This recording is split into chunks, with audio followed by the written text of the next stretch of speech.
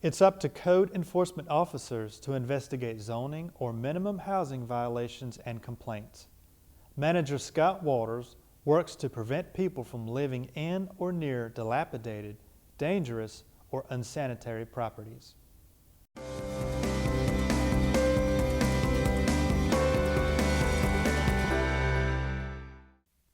Well, code enforcement in Cumberland County is a tough job, number one. But basically, what we do is we receive complaints most times, and then we go out and investigate. And if we find that there is a violation there, we start the process to correct that violation. And the biggest problem with that a lot of times is the requirement on us, the timeline requirement on us can be kind of lengthy sometimes. And we have to prove service, number one, with the property owner. So sometimes it can take longer than the complainant would like, and that we would like too. But we work diligently to correct the problem. So, well, I think the biggest problem with dilapidated structures and abandoned structures is obviously they're dangerous to enter. They could collapse, or they can cause health problems. There's no sanitary, water or anything there. I think one of the other big problems is when it comes to abandoned properties, is we have problems with vagrancy a lot of times. We also have a problem with individuals going in and doing illegal activities there, or using that structure for those things.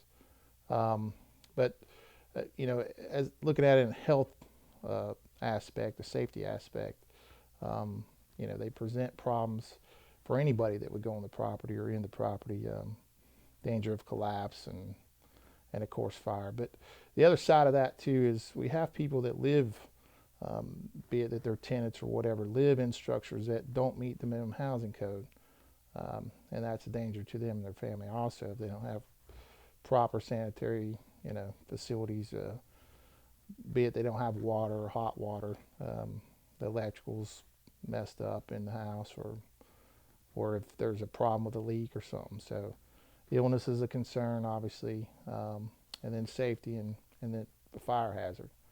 So we have to enforce that also.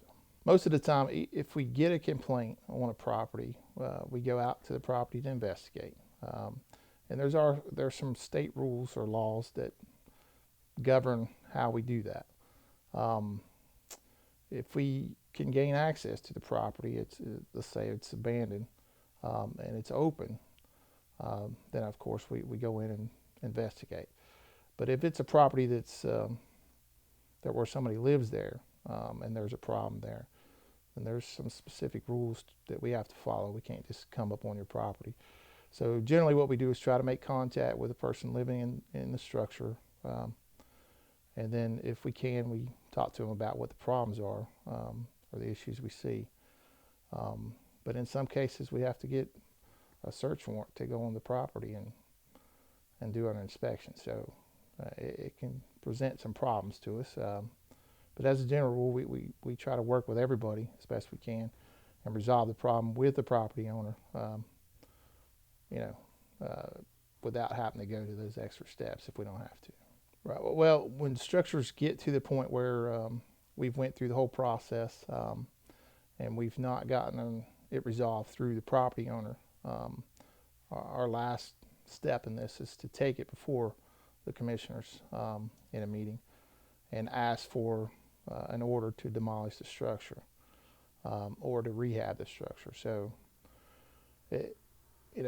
once we've been through that, and then again, that process can be lengthy, but once we get to that point, we have to stand up and present to the commissioners. Obviously, we have pictures and timelines and everything that go with the structure and why we're asking to have that demolished. The other big thing with that is there's quite a few in the county that kind of fit that category, but we're limited in budget for these, so we have to prioritize them and take them the worst first, and get those corrected for each fiscal year. Again, this is a very tough job for my staff. And you know, it's not easy to go out. Generally, someone's mad at us, whether it be the complainant or whether it be the property owner, or and a lot of times that flip-flops depending on what we do. But so as far as the staff goes, please understand that they work as hard as they can to correct their problems. And I know a lot of times I've gotten calls, you know, we called you 45 days ago, nothing's going on, why haven't you corrected this? And it's not a matter that we're not working on it, it's a matter that there's certain timelines that we have to follow, and we're working on it. But you know, just understand we do, we work as hard as we can, and it's not an easy job. Well, the easiest way to get in touch with us is you can come to the historic courthouse. We're in room 101, or you can call us.